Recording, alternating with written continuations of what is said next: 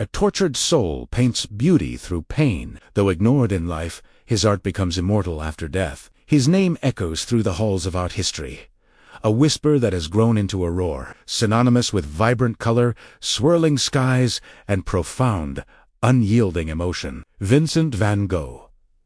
A name that today conjures images of sunflowers blazing with life and starry nights churning with cosmic energy. Yet, the man behind the masterpieces lived a life starkly different from the radiant immortality his work now enjoys. He was a man of immense sensitivity, a spirit perpetually wrestling with demons both internal and external. His existence was a canvas stretched tight with poverty, misunderstanding, and a desperate, unrequited yearning for connection. He saw the world not merely as it was, but as he felt it, a tumultuous symphony of light and shadow. Through a brush loaded with thick, impassioned strokes of paint, he transcribed the turbulent music of his soul, creating a visual language that was entirely his own. But in his time, it was a language few understood, and even fewer appreciated. He was the quintessential starving artist, a figure of pity and ridicule, a man who sold but one painting in his lifetime while pouring his entire being into hundreds more. He lived in the shadows,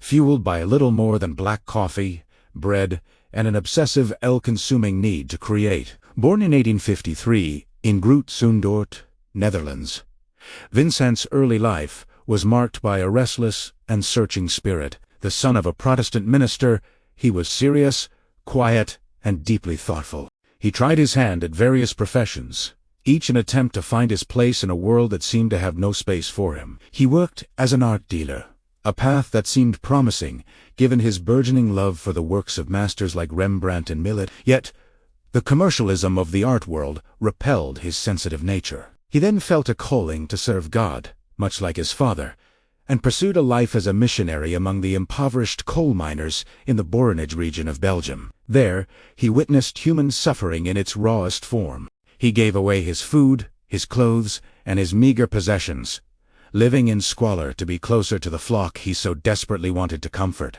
This profound empathy, however, was deemed excessive by his church superiors. They dismissed him for what they called an excessive zeal, a judgment that left Vincent heartbroken and directionless once more. It was in this crucible of failure and rejection, surrounded by the gaunt faces and weary bodies of the miners, that he found his true calling. He began to draw them, not with technical precision, but with a raw, empathetic honesty that captured their hardship and their humanity.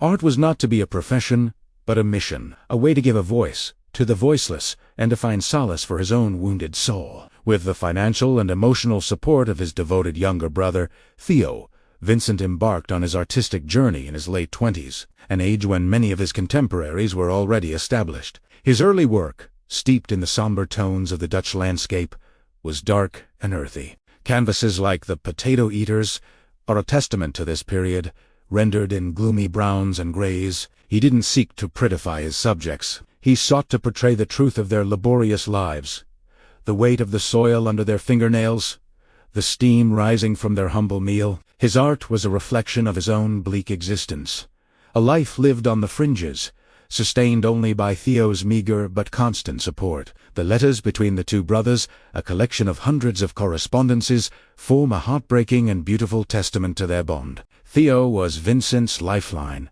his confidant, his only true believer. A sent money paints and canvases. But more importantly, he sent encouragement, validating Vincent's struggle and assuring him of his genius when the rest of the world offered only silence or scorn.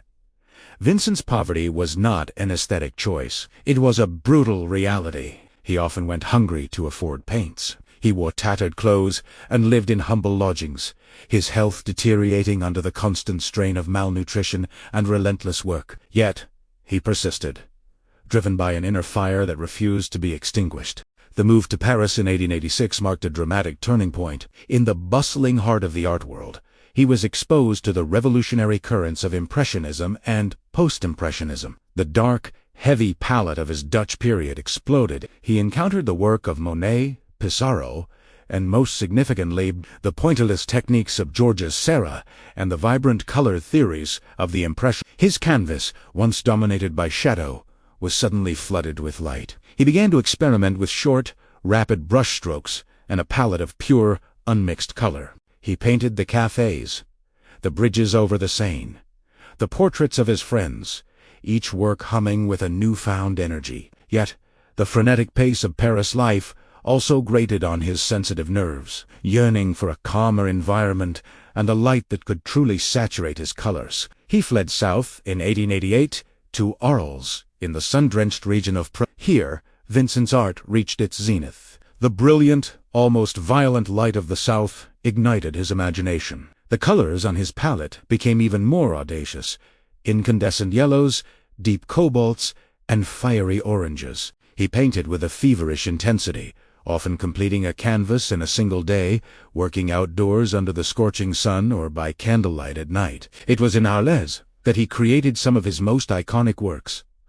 The series of sunflowers bursting with life and energy, the yellow house, his home, and a symbol of his dream of creating an artist's community. And Caf Terrace at night, a scene imbued with a serene yet electric magic. This period of incredible productivity, however, was also one of escalating mental turmoil. His dream of a studio of the South, an artistic brotherhood, was briefly realized with the arrival of fellow artist Paul Gauguin, but their cohabitation was a disaster. The two strong-willed, opinionated artists clashed violently. Their arguments, fueled by absinthe and artistic differences, grew increasingly bitter. The relationship culminated in the infamous and tragic incident in December 1888.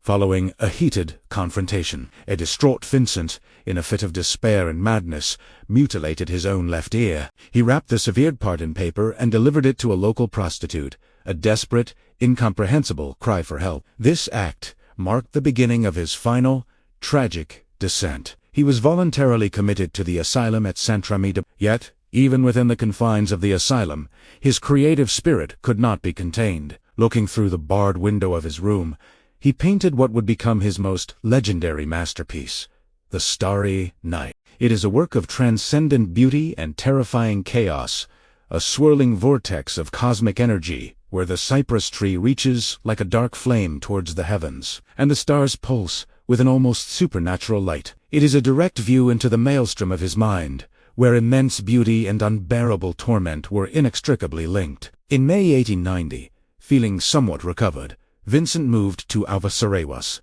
a village near Paris, to be under the care of Dr. Paul Gauch, a physician and art patron. For a time, a fragile peace seemed to settle over him. He painted with frantic speed, producing over 70 works in his final 70 days. He painted the wheat fields stretching under troubled skies, the local church, and portraits of Dr. Gauch himself, capturing a shared melancholy in the doctor's eyes. But the darkness was never far away. The immense loneliness, the years of poverty, the feeling of being a burden on his beloved brother Theo, and the relentless pressure of his own churning mind became too much to bear. On July 27, 1890, Vincent walked into a wheat field, the very subject of his final turbulent masterpieces, and shot himself in the chest with a revolver. He staggered back to his room at the inn, where he died 2 days later, in the arms of his devastated brother. Theo, his last words, whispered to his brother, "Where the sadness will last forever." He was 37 years old. He had lived a life of profound suffering, a ghost in his own time, his genius recognized only by a handful of people. His funeral was a small affair, attended by a few friends and his brother, who was so overcome with grief that his own health failed, and he died just 6 months later. His story could have ended there, a tragic footnote in art history. But death was not the end. It was the beginning of his immortality. After Vincent and Theo's deaths, Theo's widow, Johanna van Gogh, became the custodian of Vincent's legacy. She possessed hundreds of his paintings and the complete collection of letters he had written to Theo. With unwavering dedication, she set about organizing exhibitions and publishing the letters, determined that the world would finally see the man and the artist she had come to know. Slowly, then with gathering momentum, the world began to awaken to the power and originality of his work. Critics, collectors, and fellow artists were captivated by the raw emotion, the audacious color, and the spiritual intensity of his canvases. The starving artist, ignored and mocked in life, became a cultural icon. His paintings, for which he could barely trade for a meal, now sell for hundreds of millions of dollars. His name is known in every corner of the globe, his art reproduced on posters, mugs, and t-shirts. He has become the archetype of the misunderstood genius, the tortured artist who sacrificed everything for his vision. His life, a chronicle of pain and isolation, has been transformed into a legend of passion and perseverance. Though ignored in life, his art becomes immortal after death.